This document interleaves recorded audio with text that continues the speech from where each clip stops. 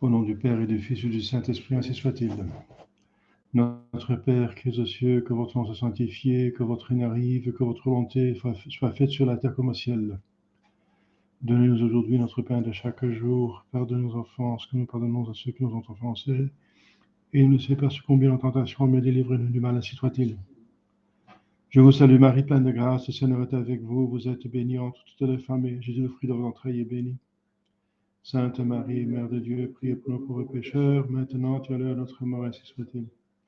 Saint Joseph, priez pour nous. Nos saints anges gardiens, priez sur nous. Nos saints patrons, priez pour nous. Au nom du Père et du Fils et du Saint-Esprit, ainsi soit-il. Donc, dans l'introduction historique, nous étions arrivés pour vous montrer la richesse de l'Église catholique des sources de spiritualité. Il y a une seule foi, mais il y a plusieurs spiritualités parce que la spiritualité dépend, comme vous savez, du caractère, des tempéraments, des talents et des vices. Donc, chacun a un autre itinéraire personnel.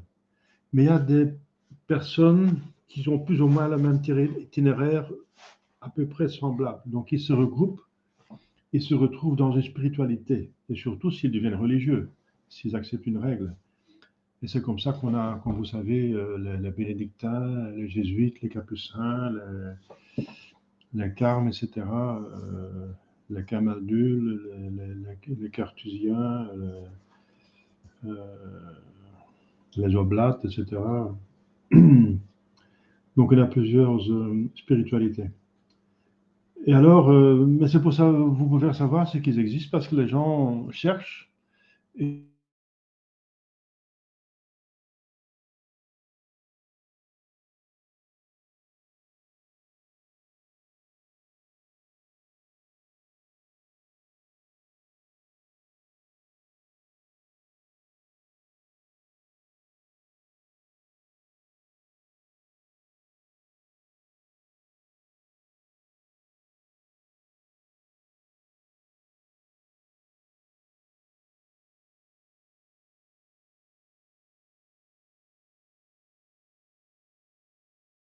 oui, voilà, ça va mieux. Donc quand je m'arrête, c'est qu'il y a un problème de connexion parce que ça ne vaut pas la peine de continuer si on est déconnecté. Donc c'est malheureusement un problème d'Internet.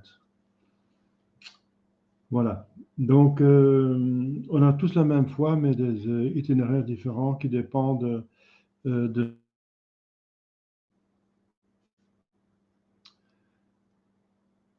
Ça dépend de notre caractère et tempérament et de nos vices et de nos talents.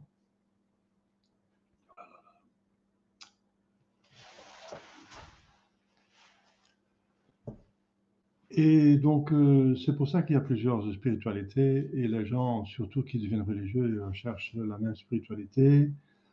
Et voilà, c'est comme ça qu'il y a plusieurs écoles. Aussi par rapport aux difficultés des temps. Par exemple, dans le temps de l'hérésie de Luther, le Saint-Esprit a suscité dans l'Église une réaction saine pour conserver l'Église.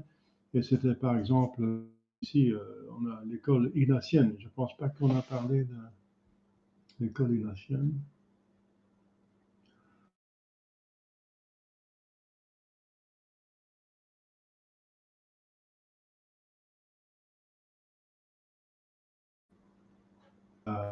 L'école française.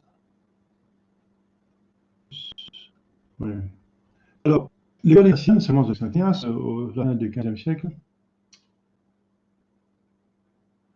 Alors, le premier jésuite, là, qui est bien heureux, qui a écrit après Saint-Ignace, qui, vous connaissez Saint-Ignace, son œuvre le plus important, c'est les exercices spirituels, et ensuite ses constitutions et ses lettres.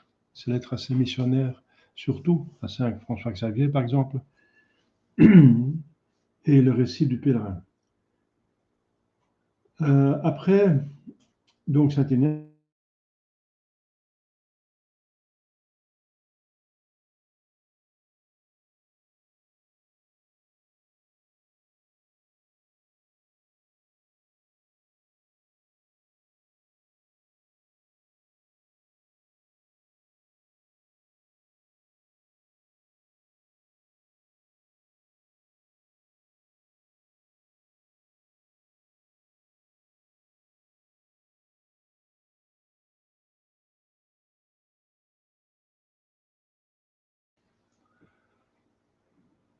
Bon, il y a des interruptions d'Internet, c'est pénible.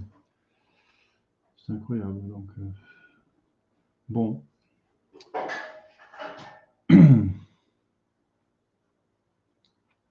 Je vais peut-être installer un autre routeur pour voir si ça va, si ça va mieux. Allez.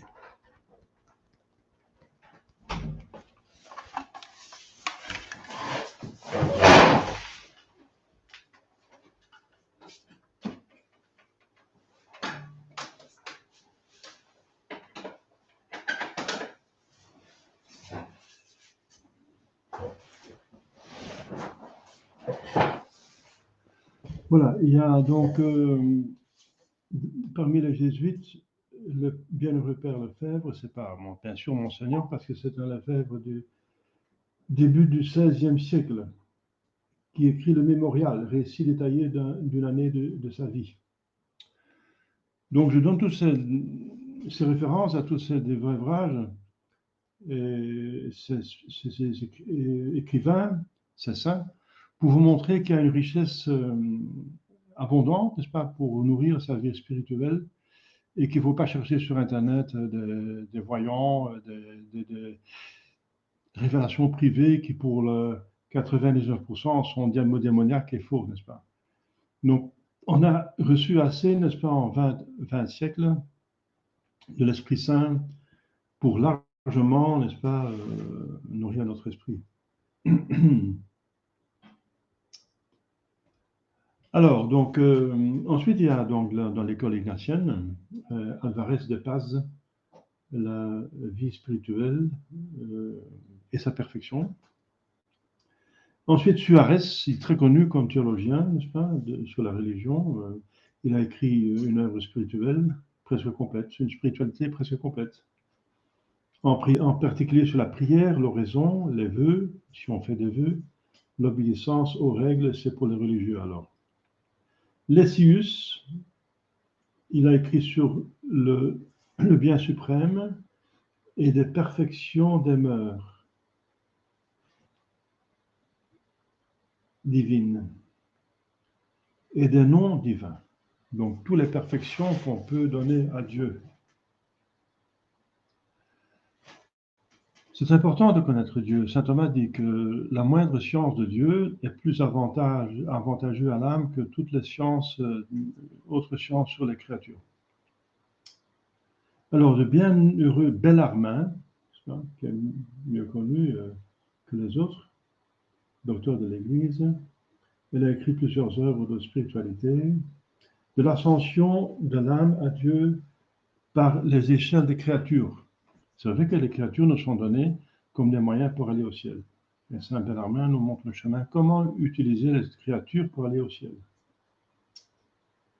Alors, de l'éterne félicité des saints, c'est magnifique pour savoir le bonheur du ciel, pour être motivé d'y aller. Du gémissement de la colombe, le gémissement, ce sont des prières d'imprécation. La colombe, c'est l'âme. Le gémissement de colombe, ça veut dire des prières imprécatoires de l'âme. Mais c'est plus beau de dire, d'utiliser cette image de la colombe, n'est-ce pas? Ou bien du bien des larmes. Du bien des larmes. Dans ce sens, notre Seigneur Jésus-Christ qui a dit « Bienheureux ceux qui pleurent ». Ceux qui pleurent, bien sûr, leurs péchés. Parce que ça nous délivre de nos péchés.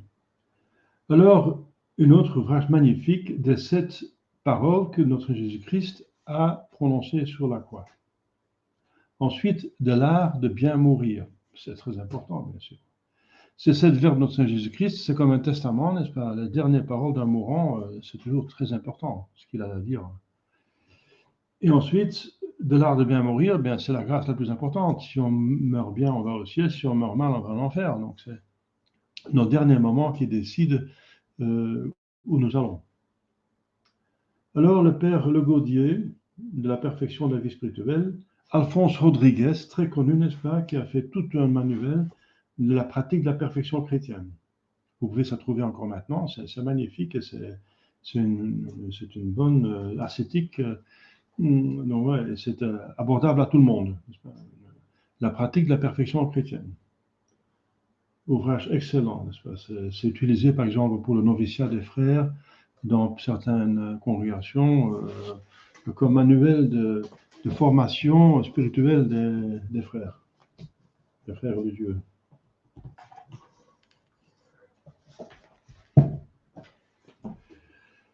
Alors, le père Dupont, aussi très connu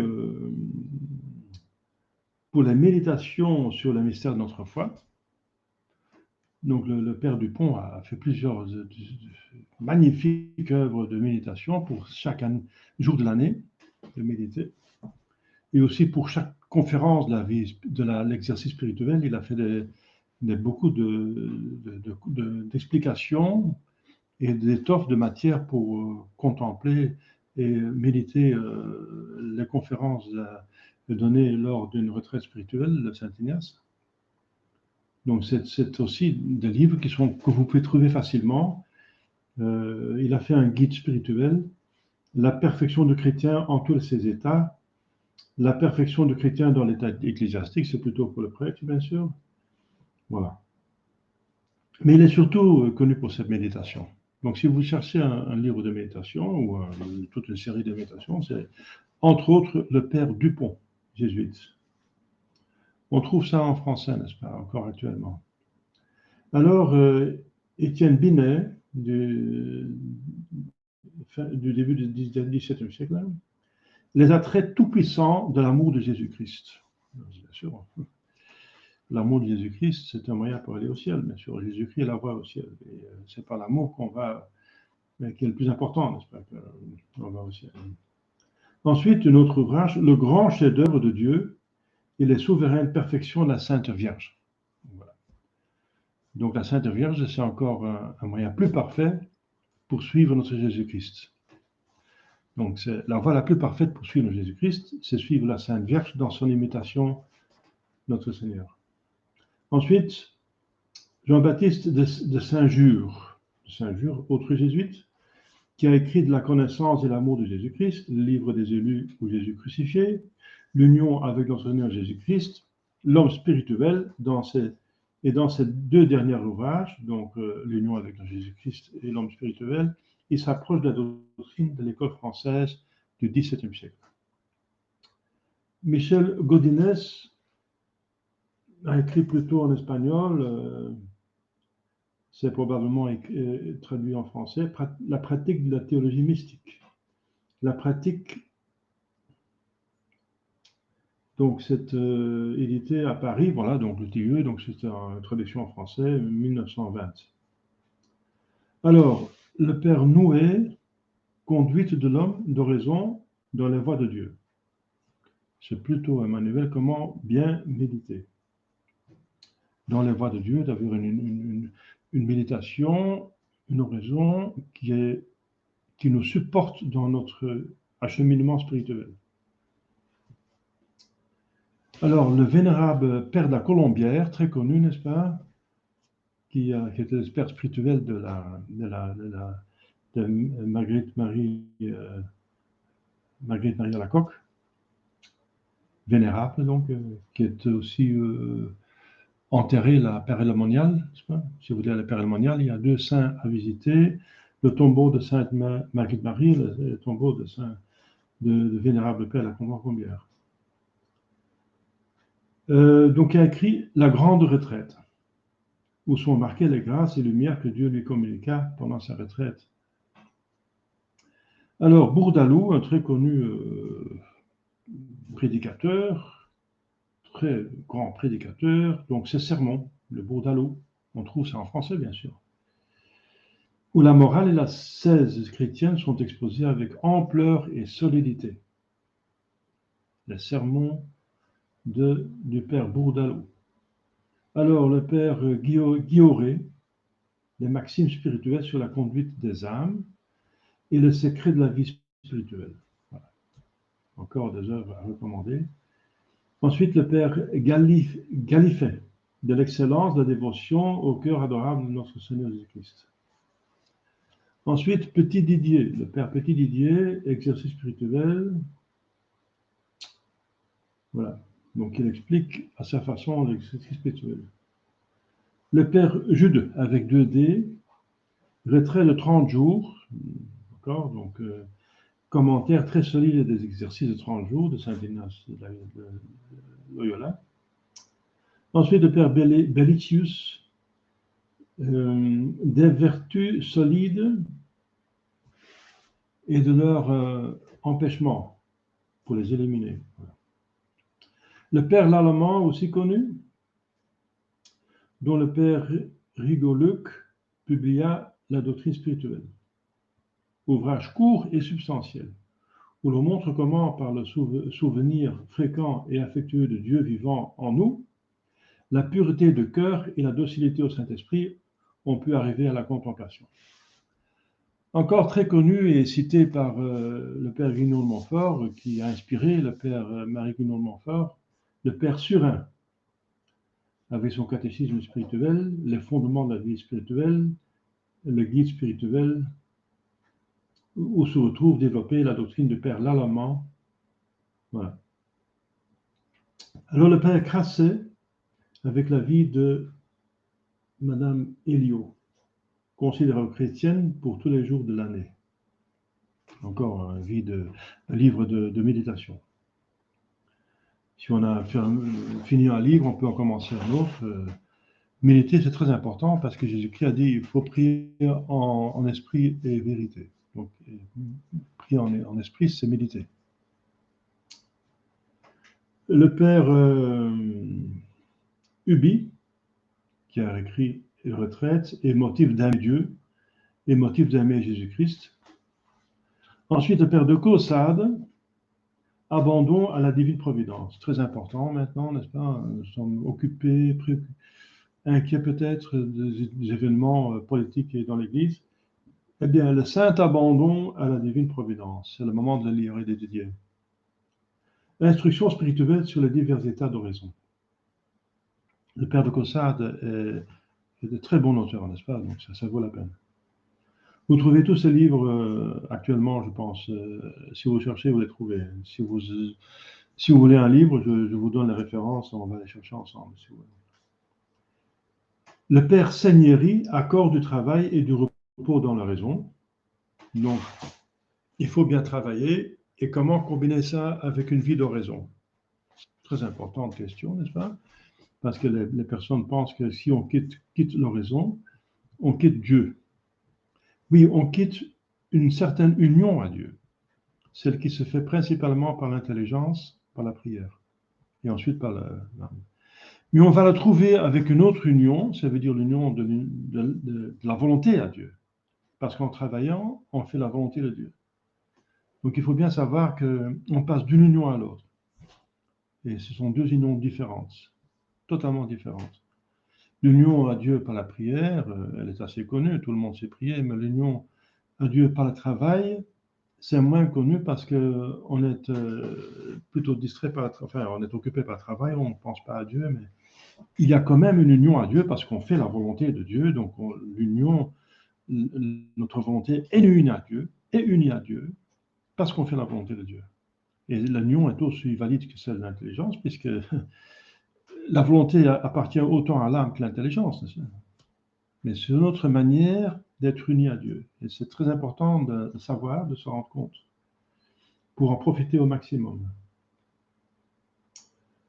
Donc, le père Seigneurie, l'accord du travail et du repos dans l'oraison. Le père Pinamonti, il a écrit en italien Il direttore, la direction, donc le manuel, de la perfezione cristiana, la perfection chrétienne. Et la via del cielo, la voie du ciel. Magnifique, on ne demande pas mieux que connaître la voie du ciel. Oui. Scaramelli, encore un très savant, n'est-ce pas, qui a écrit un chef-d'œuvre, le Direttorio Ascetico, donc son manuel d'ascétique. C'est un manuel ascétique, on va traduire en français bien sûr, qui est un des ouvrages les plus importants sur l'ascétique. Guide ascétique, qu'on trouve chez l'édition Vives, en français. Et Directoire mystique, édité par Casterman. Donc, un des traités les plus complets sur la mystique, mais présentant comme degré distinct de contemplation les formes diverses d'un même degré.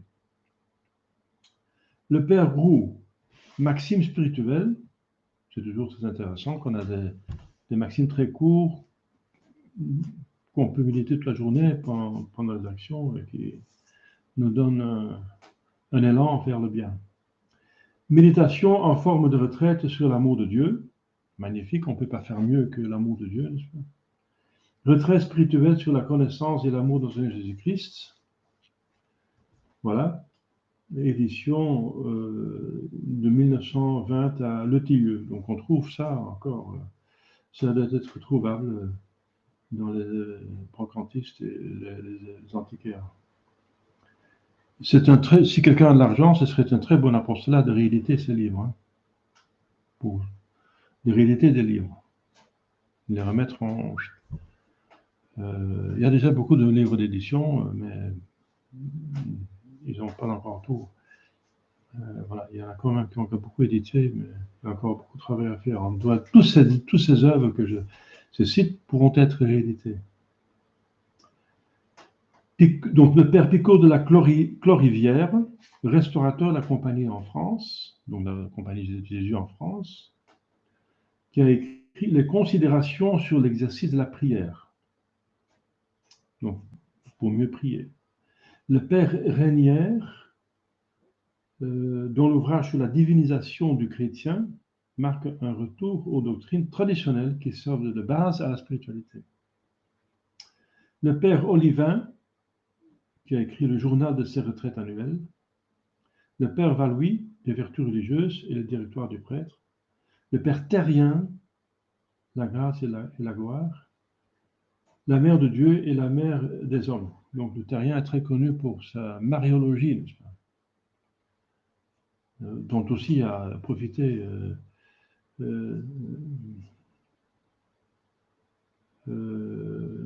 qui a même écrit des retraites mariales, il me semble. Je pense que j'ai lu une retraite mariale, le père Terrien. Le père de Momigny pratique l'horizon mental, très important donc. Ça va plus loin que la méditation. C'est entre la méditation et la contemplation, il y a l'horizon mental. Le père Poulain, des grâces d'oraison, traité de théologie mystique. Donc on peut obtenir les grâces d'oraison en les méritant. Comment on les mérite? Très intéressant, comment mériter les grâces d'oraison et de contemplation. Parce que c'est aussi une grâce, mais ça ne se fait pas comme ça, on a besoin de la grâce pour méditer et contempler. Le père Poulain, des grâces de l'oraison, traité de théologie mystique. Voilà. Bucceroni, l'exercice spirituel à l'usage des prêtres, des religieux et des religieuses, de 1916. Alors, Charles de Smet, Notre vie surnaturelle, 1913. Donc, ce sont des livres qu'on peut trouver. Hein. Le père Lonhay, retraite annuelle de 8 jours. Le père Émieux, le gouvernement de soi-même. Le père Bainvel, la dévotion au Sacré-Cœur de Jésus. Le père Plus, très connu, Dieu en nous, vivre avec Dieu dans le Christ Jésus. Voilà. Ça, on trouve assez facilement les livres de père Plus. Alors, on vient à l'école thérésienne et carmélitaine. Bien sûr, ce sont les œuvres de Sainte Thérèse d'Avila, 16e siècle. Ces œuvres complètes, entre autres, ce qui est très connu, c'est le château intérieur, aussi ses lettres, n'est-ce pas? Inspiré par plein d'inspiration de Saint-Esprit. Donc très intéressant. On trouve ces lettres, on trouve ces œuvres complètes. On trouve ces œuvres complètes dans Carmelitana en français. Saint-Jean de la Croix, on peut aussi trouver ces œuvres complètes, n'est-ce pas? Facilement. La montée du Carmel, c'est abordable à tout le monde. La nuit obscure, c'est seulement compréhensible pour ceux qui sont dedans. La nuit obscure, active ou passif, c'est des sens ou de l'esprit. Donc, ça, c'est la plus haute mystique, n'est-ce pas, la meilleure mystique, enfin, jamais expliquée. Saint Jean de la Croix est le plus grand mystique dans ce sens qu'il a expliqué mieux que les autres tous les degrés de la mystique. La vive flamme d'amour, c'est le sommet qu'on atteint après la nuit obscure, après d'être purifié par Dieu même. On entre dans un état, n'est-ce pas, plus haut, ici sur Terre, donc c'est l'état le plus haut qu'on peut avoir sur Terre. Et le cantique spirituel chante cet état, n'est-ce pas, d'union à Dieu. Pour comprendre cela, il faut finalement y être. Bon, si on n'y est pas, contentons-nous de la montée du Carmel. Il y a aussi des petites œuvres, des opuscules de Saint Jean de la Croix. Par exemple, ces maximes sont très intéressantes. Et de ses conseils.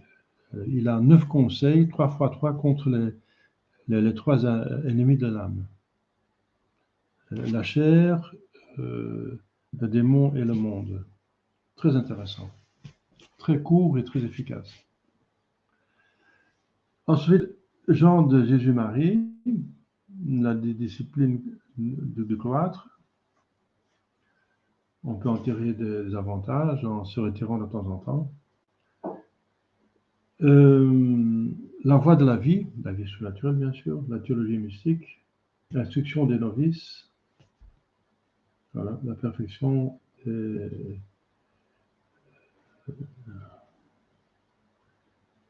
ecclésiastiques. Ça peut peut-être servir pour des laïcs aussi. Ensuite, Joseph de Saint-Marie, qui a écrit la soumission de l'âme à Dieu. Ensuite, Bienheureuse Marie de l'Incarnation. Sa doctrine est exposée dans le livre d'André Duval, de la vie admirable de Mademoiselle Akari, qui est devenue donc Bienheureuse Marie de l'Incarnation.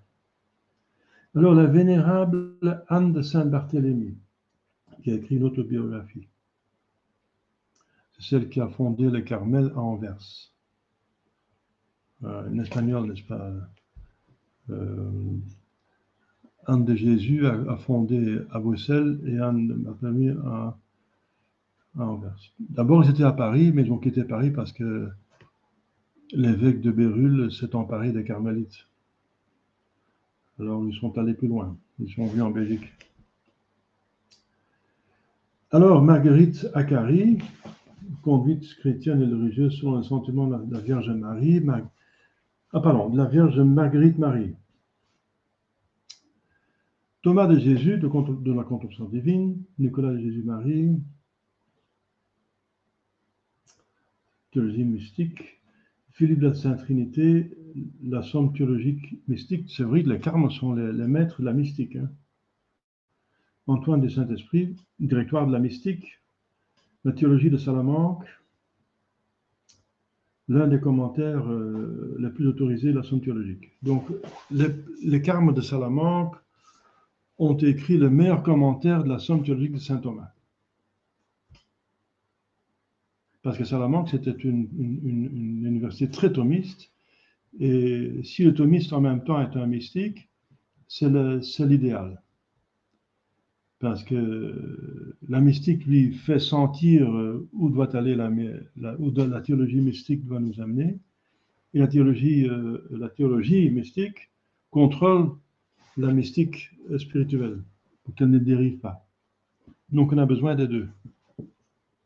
On a besoin des deux. On a besoin d'un moteur, et d'un volant et des freins pour bien rouler. Donc les pères de Salamanque, où il y a beaucoup de spiritualité aussi, bien sûr, dans ses œuvres. Il élucide beaucoup de questions sur lesquelles repose la spiritualité. Ensuite, le père Honoré de Sainte-Marie, tradition des pères et des auteurs ecclésiastiques sur la contemplation, donc des pères de l'Église. Ensuite, Joseph du Saint-Esprit, un cours encore de théologie mystique scolastique. Oui, car c'est toujours la mystique. Ensuite, Élisabeth de Sainte-Trinité, une bienheureuse, n'est-ce pas, qui a écrit les souvenirs et qui se concentre sur la contemplation continuelle de la Sainte Trinité qui habite en l'âme, en état de grâce. Donc, elle est en état de grâce. Enfin, elle peut le supposer parce que probablement, on est en état de grâce. On peut supposer qu'on est en état de grâce si on ne se rend pas compte d'un péché mortel qu'on n'a pas confessé. Et si on est en état de grâce, on est habité par la Sainte Trinité. C'est quand même important, cette réalité. Donc la bienheureuse Élisabeth de Trinité s'est occupée que de cela. Elle dit, Dieu habite en moi, il faut que je m'occupe de Dieu. Je ne peux pas faire comme s'il n'était pas là. Donc toute sa vie, elle s'est occupée de la Sainte Trinité en elle. Et c'est comme ça qu'elle est devenue bienheureuse. C'est quelque chose à nous aussi pour imiter, au moins pour en tenir compte, au minimum quand même, que nous sommes habités par la Sainte Trinité. Bienheureuse Thérèse de l'Enfant Jésus, voilà, la plus grande sainte des temps modernes selon Pie XI, dont la spiritualité est incontournable, disait-il, qui a écrit l'histoire d'une âme. Donc c'est absolument à lire. Ensuite, on passe à l'école salésienne. Bon, il y a beaucoup plus d'auteurs. Il y a encore le Père Laurent chez les Carmes, mais enfin, on ne peut pas tout dire. Donc il y a beaucoup plus d'auteurs qui sont nommés ici. L'école salésienne, ça veut dire de Saint François de Sales. Bon, bien sûr, lui, il a écrit cette chef-d'œuvre qui est une spiritualité abordable, assez facile, abordable à tout le monde. Donc, si vous voulez commencer dans la spiritualité, c'est très bien de commencer par l'introduction à la vie dévote de Saint François de Sales.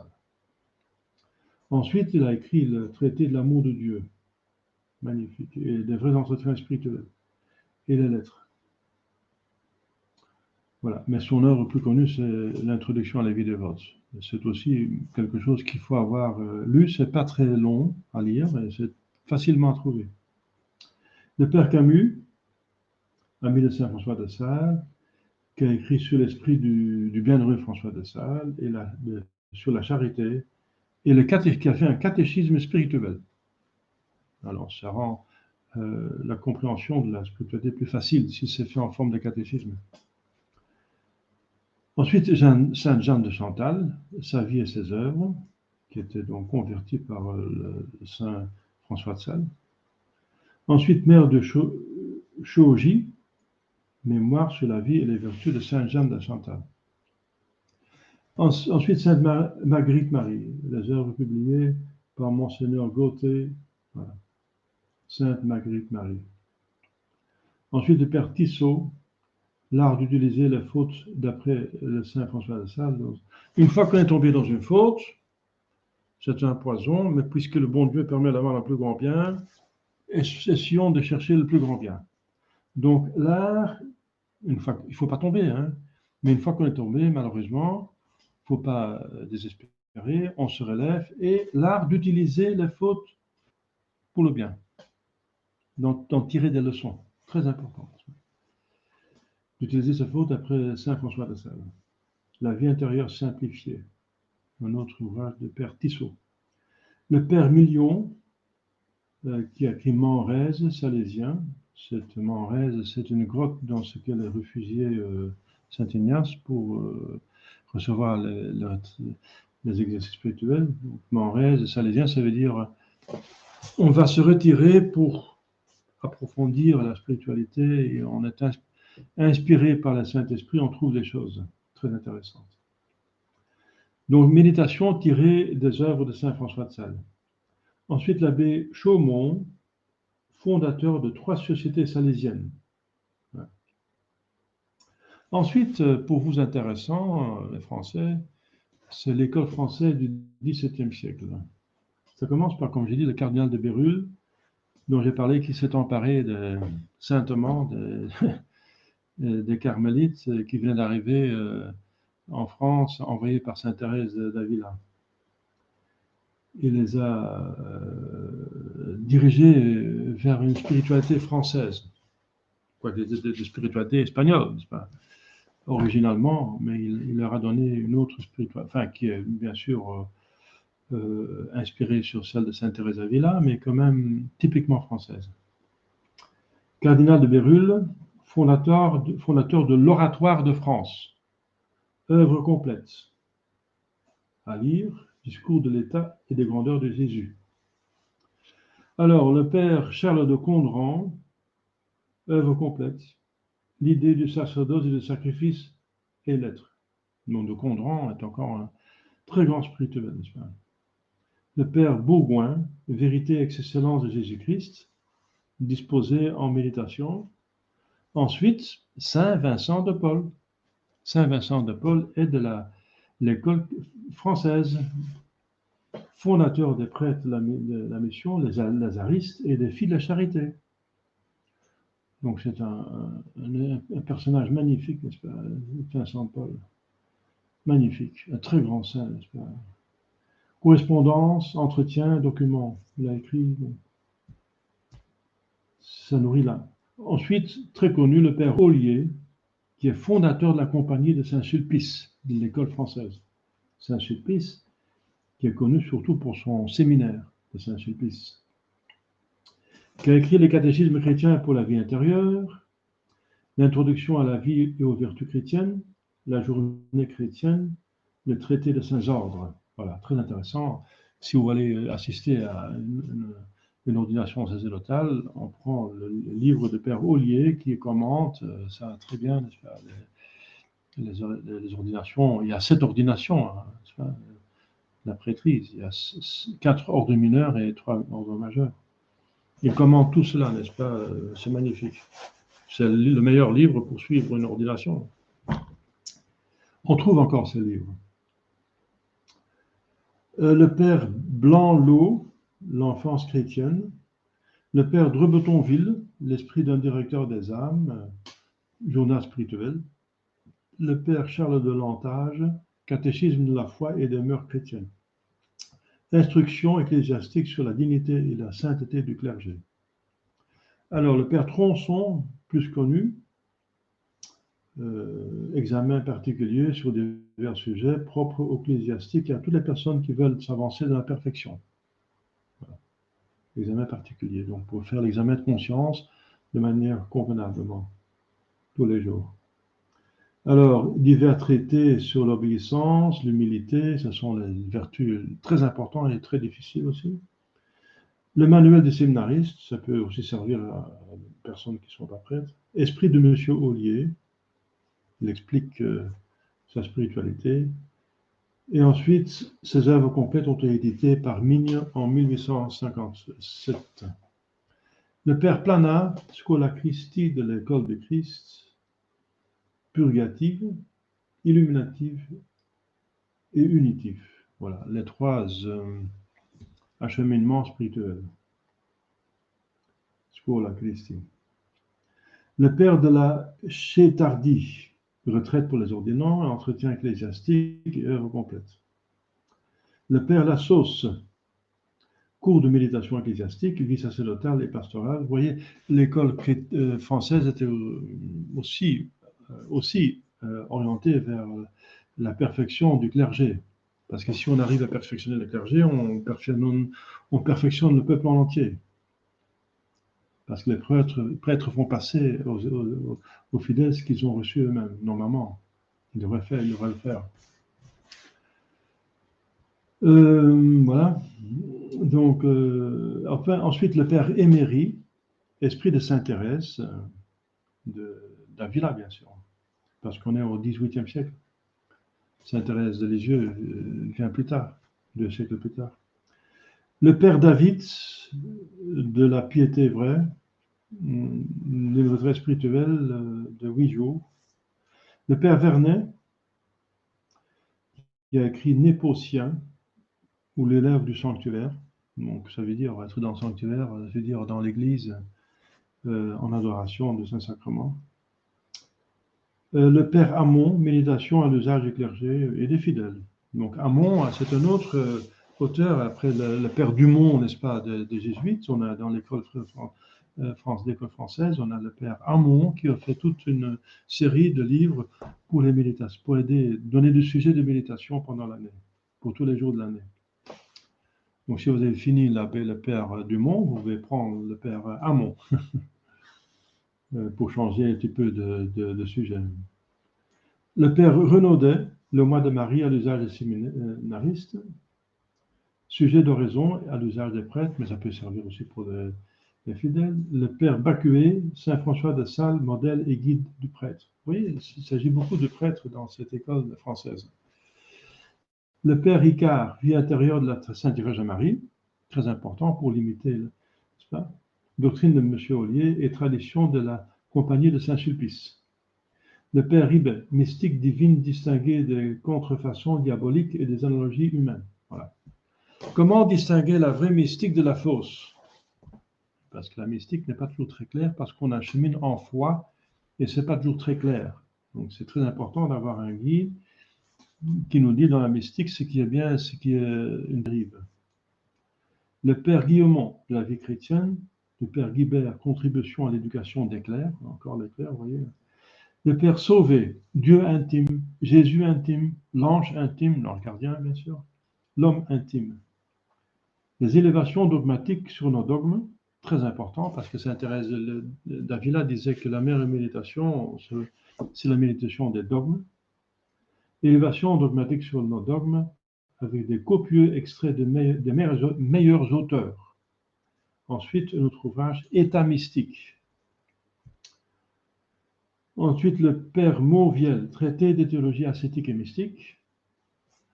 Mauviel, très important d'avoir un traité qui est complet, n'est-ce pas? Le père Belmont, manuel de séminariste, soldat. Ça peut servir à les laïcs. Le père Garriguet de la Vierge Marie et le Sacré-Cœur de Jésus. Le père Mani, la vraie vie. Donc il était en 1922. Alors le bienheureux Jean Eudes, disciple de Cardinal de Bérulle et de Condren, donc le bienheureux Eudes, voilà encore de l'école française. Un autre saint. Fondateur de la congrégation de Jésus et de Marie, les eudistes, et de l'ordre de Notre-Dame de Charité, s'est assimilé parfaitement la spiritualité bérulienne, donc celle de l'école française. L'a exposé d'une façon claire, populaire et pratique, et su rattacher les vertus intérieures à la dévotion du Sacré-Cœur de Jésus et de Marie, encore une dévotion typiquement française, n'est-ce pas? La dévotion des cœurs unis de Jésus et de Marie, mais ce n'est pas seulement pour les Français, c'est pour toute l'Église, mais c'est elle qui l'a mis en valeur, n'est-ce pas? Si bien que dans la bulle de sa béatification, dont des pères Eudes,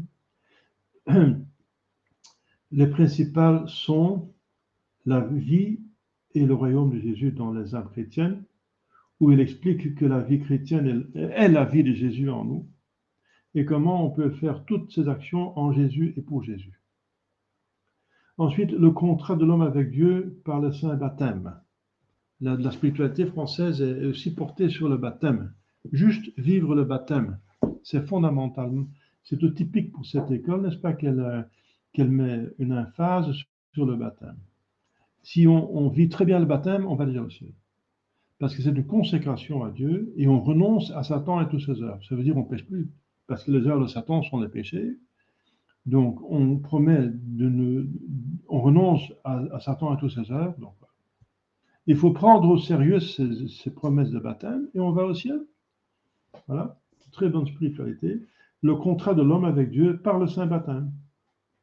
Le cœur admirable de la mère de Dieu, par le père Eudes, bienheureux Eudes. Le mémorial de la vie ecclésiastique, règles et constitution de la congrégation de Jésus et de Marie. Voilà. Alors, un autre père, le père Le Doré, qui a écrit sur le père Eudes, premier apôtre des 5 cœurs de Jésus et de Marie. Donc, ces dévotions de 5 cœurs de Jésus et de Marie unis ont été développées surtout la première fois dans l'histoire de l'Église par le père Eudes.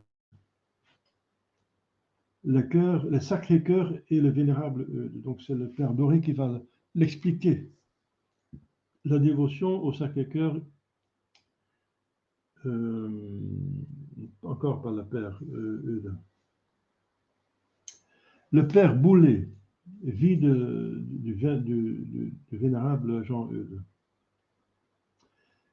Le père Lebrun, la dévotion au cœur de Marie. Voilà, donc ce sont des personnes qui ont suivi le père Eudes, dévotion au cœur de Marie. Très important parce que c'est ce qu'on fait, c'est ce que la Sainte Vierge Marie demande à Fatima. Donc pour ça, il faut être chez le père Lebrun. La dévotion au cœur de Marie, c'était édité chez Le Tilleul en 1917. Le père Lamballe, la contemplation ou principe de théologie mystique. Le père bienheureux Louis-Marie Grignon de Montfort, voilà, aussi de l'école française, n'est-ce pas, du XVIIe, un saint très important, que vous connaissez bien, qui a magnifiquement résumé la mariologie pratique, et qui est fondateur des missionnaires de la Compagnie de Marie et les filles de la sagesse. Donc, initié à la spiritualité bérulienne, donc du cardinal de Bérulle, au séminaire de Saint-Sulpice. Voilà. Et il a exposé cette dévotion à la Sainte Vierge Marie dans son traité de la vraie dévotion à la Sainte Vierge et le secret de Marie. Ça sont des livres très très importants, n'est-ce pas? Très importants, parce que la Providence nous propose la Sainte Vierge Marie comme solution de la crise de l'Église. Au 19e et 20e siècle, c'est le Marie qui va nous sortir de la crise. Et ceci, c'est la dévotion la plus parfaite à la Sainte Vierge Marie. Donc, ce sont des livres qu'il faut absolument méditer. Et ça a été réédité par votre serviteur, le livre d'or, n'est-ce pas, qu'on trouve chez les éditions de Malines. Donc, ça s'appelle le livre d'or. Ensuite, voilà. Les lettres circulaires aux Amis de la Croix. C'est un petit ouvrage, mais qui est une pièce maîtresse. Je n'ai pas trouvé dans tous les écrits de l'Église un écrit qui explique mieux l'amour de la croix. Si on a lu ce petit ouvrage, Lettres circulaires aux Amis de la Croix, après, on accepte plus facilement les croix. C'est magnifique. Alors, le père Lumeau, la vie spirituelle à l'école du père Grignon. Ensuite, encore un saint, Saint Jean-Baptiste de la Salle, fondateur des frères des écoles chrétiennes, formé à Saint-Sulpice encore, adapté à la spiritualité bérulienne, à l'Institut des frères. Ses principaux ouvrages sont Les règles et constitutions de sa fondation, Méditation pour le dimanche et fête, encore très important, n'est-ce pas intéressant pour une méditation, Méditation pour le temps de la retraite, Explication de la méthode d'oraison, donc encore une autre explication comment faire l'oraison. Recueil de petits traités à l'usage des frères, donc il peut servir aussi pour les laïcs. Ensuite, encore un autre vénérable, Père Liberman. Cette fois-ci, c'est un juif converti. Liberman. Fondateur de la congrégation du Saint-Cœur de Marie, qui fut unie plus tard à la Société du Saint-Esprit. Et Mons Lefebvre était membre de cette congrégation du Père Liberman. Donc, voilà.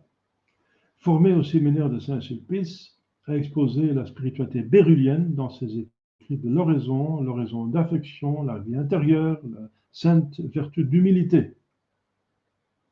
Donc, moi, j'ai su ça au séminaire parce que, bien sûr, Mons Lefebvre était de son école, de sa congrégation. Donc, voilà. Il a transmis cela dans la fraternité Saint-Pédis. Voilà.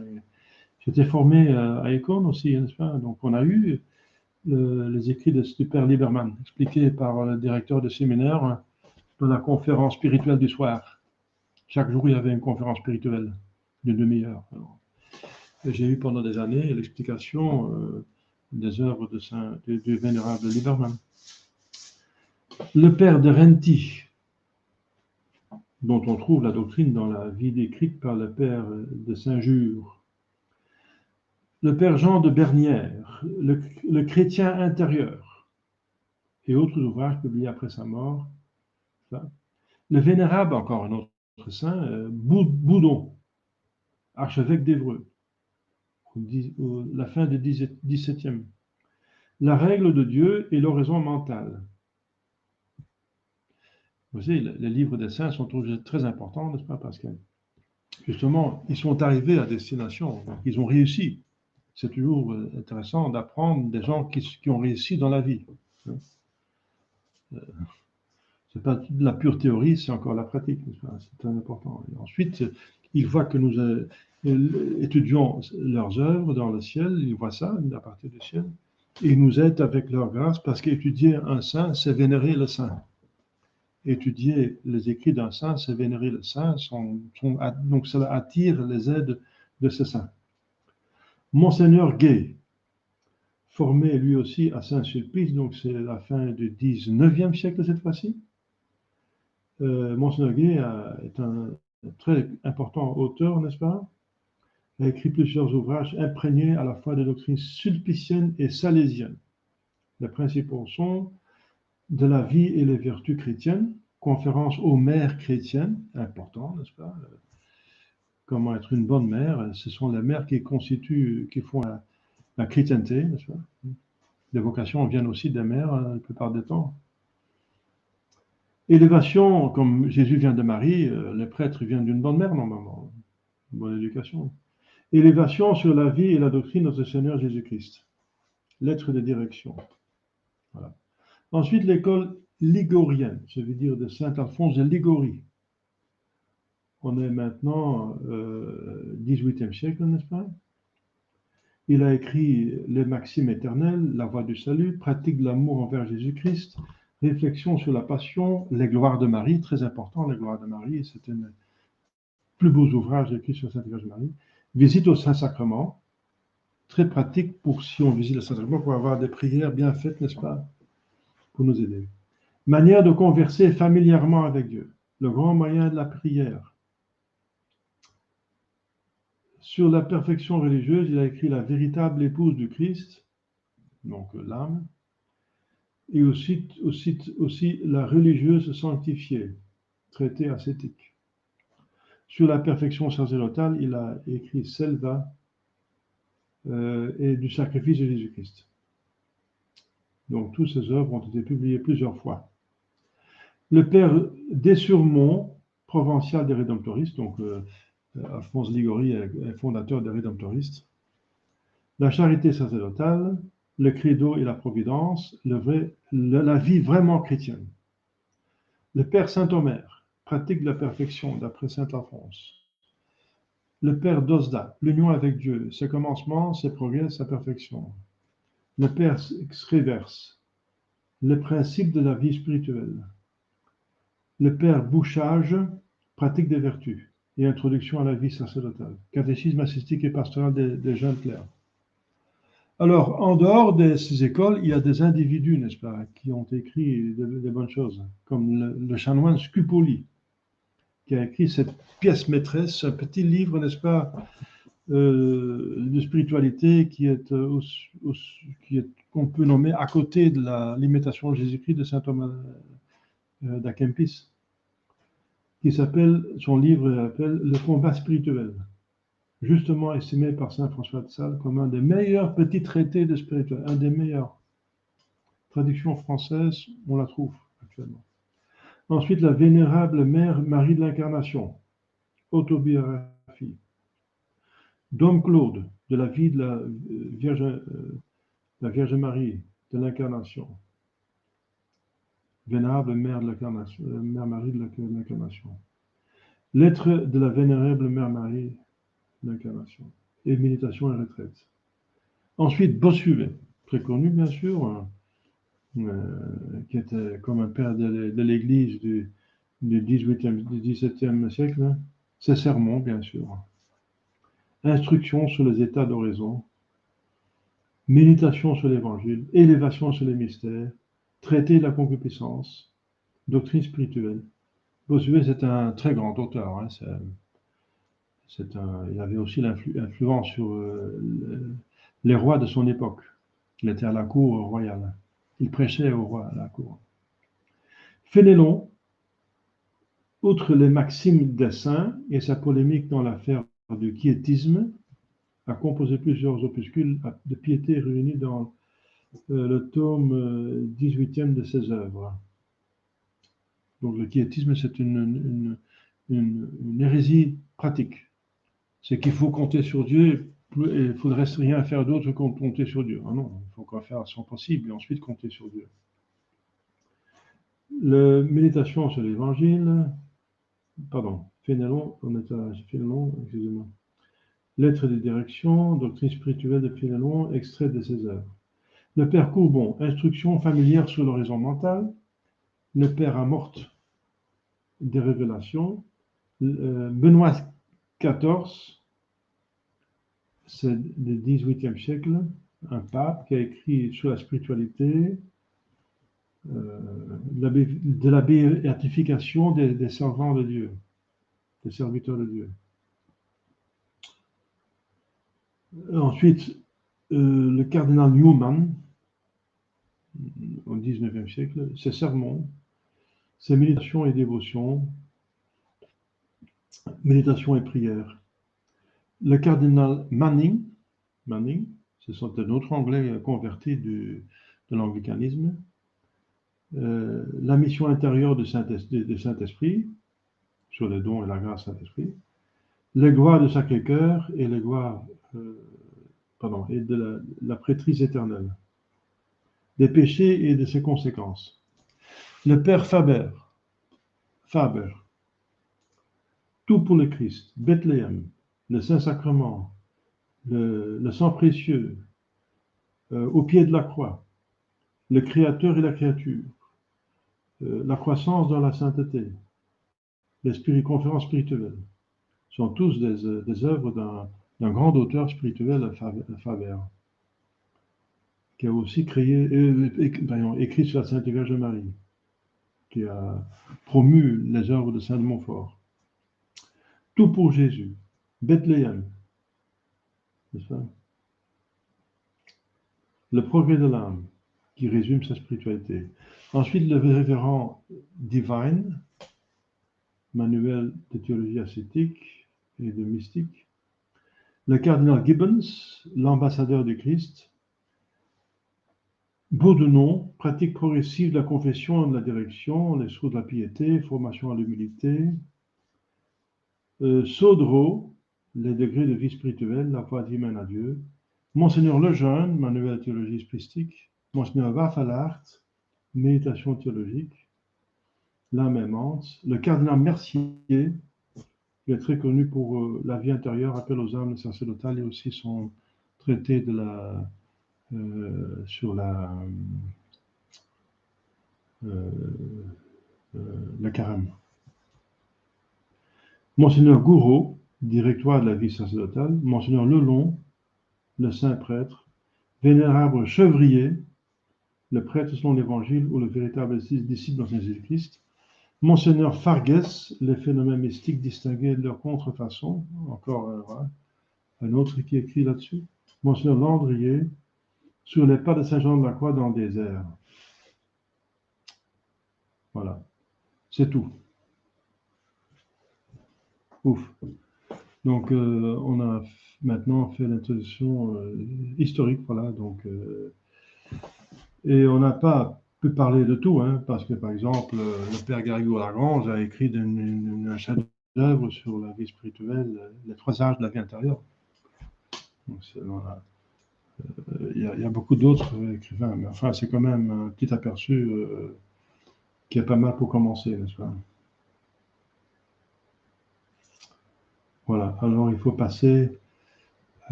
maintenant à autre chose, parce qu'on était finalement arrivé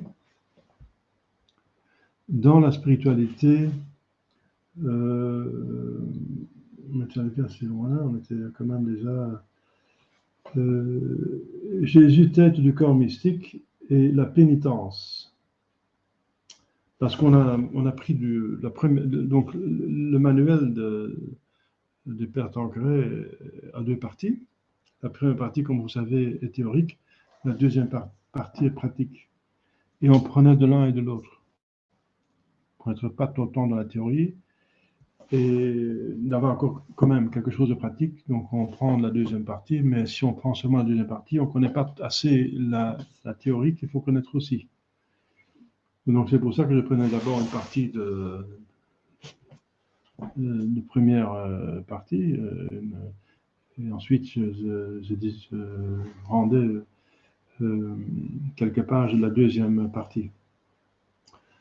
Mais ça me paraît intéressant, n'est-ce pas? Enfin, on a maintenant passé 1 heure. Donc, ce serait probablement pour la prochaine fois. Hein. Ouais.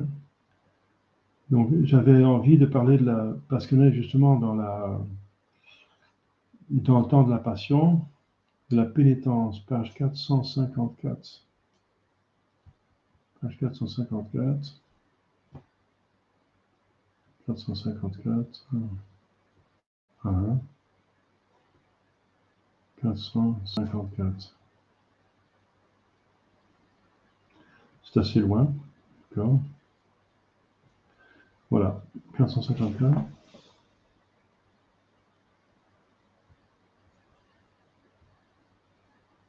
Pénitence. Est-ce que je ne me trompe pas? Parce que... Ah, c'est probablement numéro, je pense, parce que ça ne correspond pas. 454. Parce que si on est dans les dons du Saint-Esprit, ça ne correspond pas.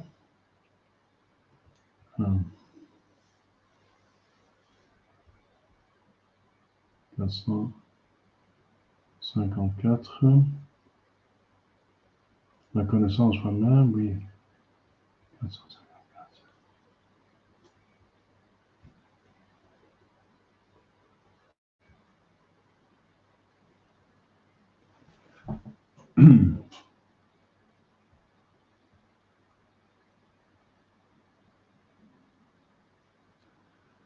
Est-ce qu'il y a entre-temps des questions, oui?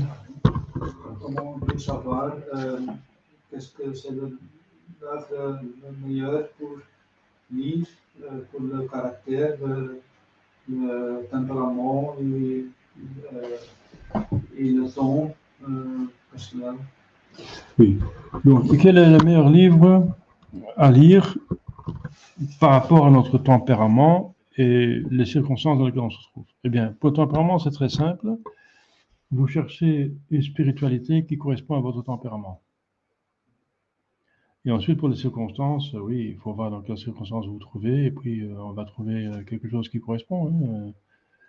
Si vous êtes commençant, vous n'avez pas à lire la haute mystique. Hein. Si vous avez des problèmes de faire méditation, vous prenez un manuel de méditation. Si vous avez problème avec l'un ou l'autre, de surmonter l'un ou l'autre vice, vous allez voir dans l'ascétique les méthodes pour, voilà, des tactiques pour combattre ce vice. Donc voilà, donc ça dépend de... Si vous n'en sortez pas, venez me voir, je vous donne une éducation, n'est-ce pas? Donc c'est pas trop difficile. Donc d'abord, on voit la spiritualité par rapport à votre tempérament. Et pour connaître le tempérament, c'est pas très difficile non plus. J'ai fait plusieurs conférences là-dessus, n'est-ce pas? Au début, c'est encore sur ma chaîne YouTube. J'ai fait 4 conférences sur la psychologie pratique, qui se trouve à la fin de l'ouvrage de Tempéré, pour connaître le tempérament et les caractères, et les propriétés, parce que chaque caractère et tempérament a des points positifs, des points forts, mais aussi des points faibles. Pour connaître ces points forts et points faibles, voilà, il faut connaître son caractère. Donc, c'est déjà bien pour savoir qu'il y a plusieurs types de tempérament. Et dans ce type de tempérament, il y a encore plusieurs subdivisions. Hein. Voilà. Et c'est très intéressant de savoir dans quelle catégorie vous vous trouvez, plus ou moins, bien sûr. Plus ou moins. Pour savoir dans quelle direction vous devez aller, à quoi il faut faire attention. Parce que si on ne connaît pas cette psychologie, on a l'impression que tout le monde est comme nous. Et s'ils ne sont pas comme nous, on ne les comprend pas. Pourquoi il fait ça? Je ne comprends pas. Il est un peu... Il n'est pas normal ou quoi? Non, il n'est pas comme vous. Ça ne veut pas dire qu'il n'est pas normal, mais il n'est pas comme vous, quoi. Donc, il faut se rendre compte qu'il y a des tempéraments qui sont totalement différents de vous et que pour eux, ce qui est normal pour eux, ce n'est pas normal pour vous, et ce qui est normal pour vous, ce n'est pas normal pour eux. Hein. moi, j'ai trouvé ça très flagrant, n'est-ce pas, de manière très flagrante quand j'ai voyagé. Par exemple, quand j'étais mis en Europe de l'Est, j'étais dans un monde de blancs, n'est-ce pas, race blanche, mais c'était pas du tout comme l'Europe de l'Ouest. Ici, on est plutôt germanique, c'est coléreux, et les latins, c'est plutôt sanguin. Et là, c'est vraiment plutôt mélancolique et flegmatique. Totalement différent, n'est-ce pas? Comme on dit, on est arrivé dans un autre monde. Je suis sur Mars, je suis sur Jupiter, où est-ce que je suis? Je suis sur une autre planète. Je connais des types flegmatiques et des types mélancoliques, mais là, c'est toute la société qui est mélancolique et flegmatique. C'est différent. Tout, n'est-ce pas? L'administration, toute la manière d'agir, la manière de tout, toute la société, n'est-ce pas?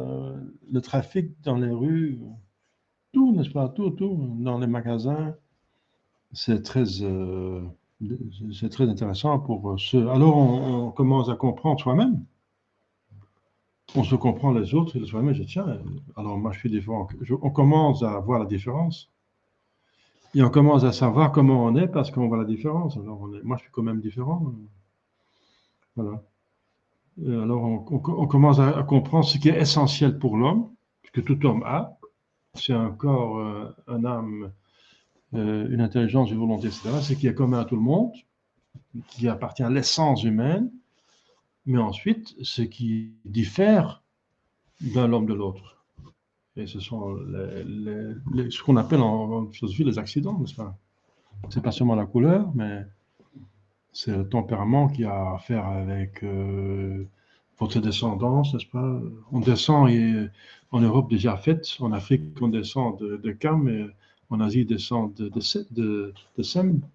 Ce sont les trois fils de Noé. Et ensuite les influences atmosphériques, géologiques, n'est-ce pas?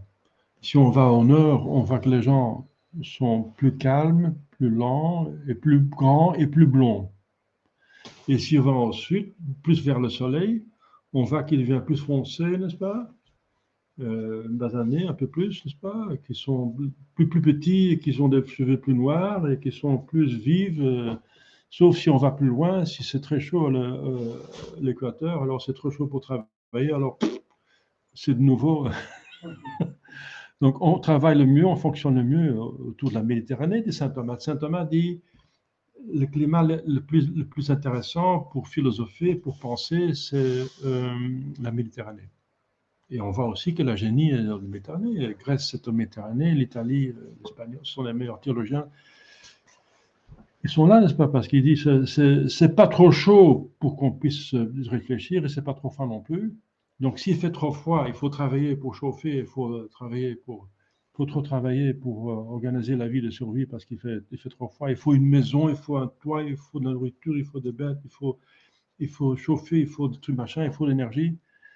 Et si c'est trop chaud, on n'a pas envie de faire quelque chose. C'est trop chaud, trop chaud. Donc l'idéal, c'est, vous voyez, donc que la Grèce, qui est le pays, n'est-ce pas, qui a développé le plus de tous les pays de l'histoire du monde, n'est-ce pas, la philosophie, c'est pas par hasard qu'ils sont dans la Méditerranée. C'est pas par hasard. Pour donner un petit exemple, n'est-ce pas. Donc on est sous l'influence, et puisqu'il y a toujours la même tribu qui marie avec la même tribu, on développe une race. Comme on développe une race de chiens et de chevaux, n'est-ce pas? Quand on va toujours prendre les mêmes, qui ont les mêmes caractères, on développe ces caractères. C'est l'origine de la race blanche et de la race jaune et noire, etc. Et aussi des types.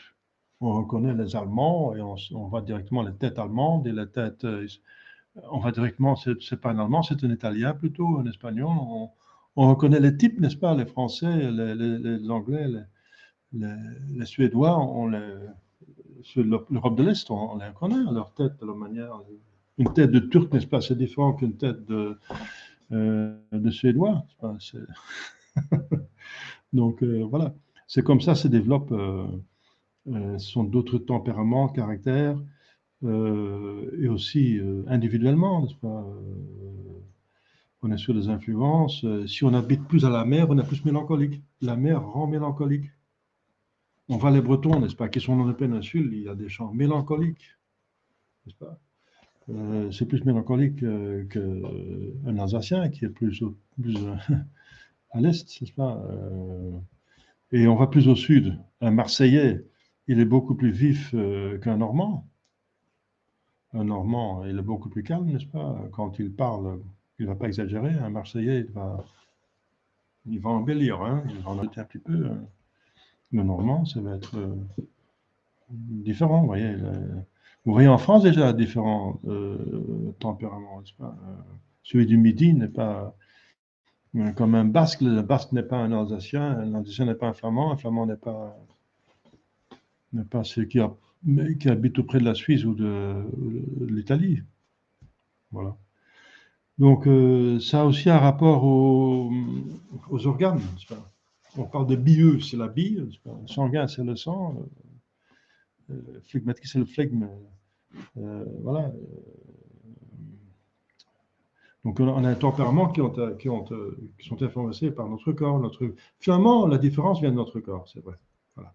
On a tous la même âme à la conception, mais dès qu'elle est infusée dans ce corps, elle est spécifiée d'une certaine manière. C'est le corps qui fait la différence entre l'un et l'autre, qui fait qu'un homme, l'autre est femme, l'autre est bieux, l'autre est sanguin. Voilà. Donc l'autre a une forte volonté, l'autre plutôt une intelligence développée, l'autre une mémoire, l'autre une sensibilité d'artiste. Donc l'autre est plus corporel, n'est-ce pas? Où ils ont des combinaisons, plusieurs combinaisons sont possibles. Et bien voilà, donc ça dépend du corps. Donc ça dépend la différence entre les hommes dépend uniquement des corps. Alors vous dites oui, après la mort, on sera tous pareils. Ah non, parce qu'après la mort, on sera une telle âme qui a été pendant toute une vie intimement unie à un tel corps.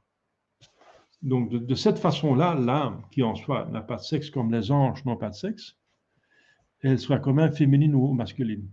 Masculine ou féminine, l'âme. Pourquoi? Parce qu'elle a appartenu à un corps féminin ou masculin, par exemple. Voilà.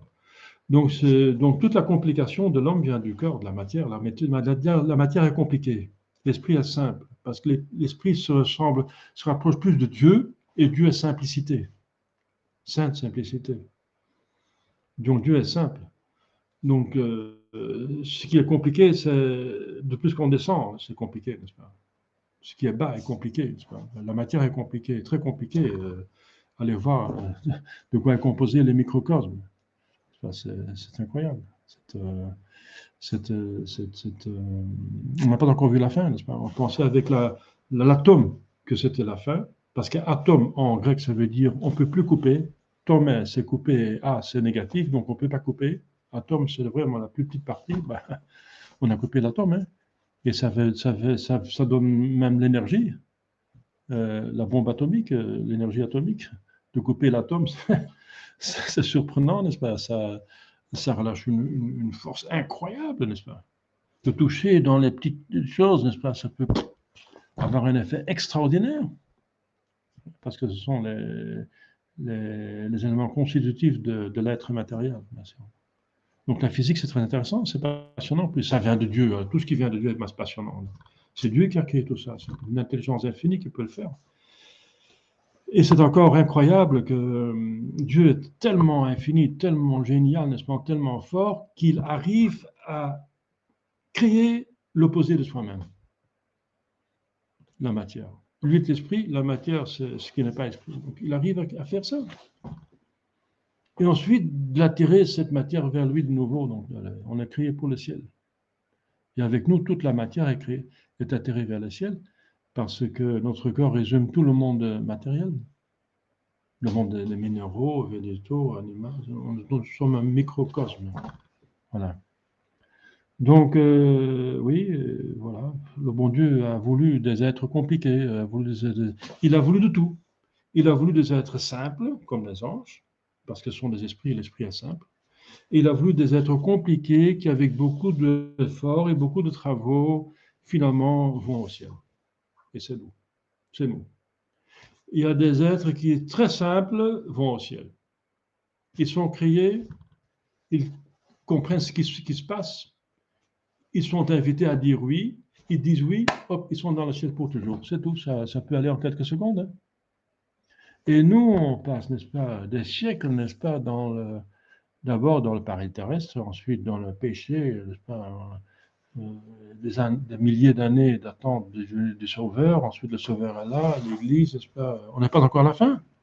Il y a encore toujours des hommes qui vont au ciel et malheureusement aussi en enfer.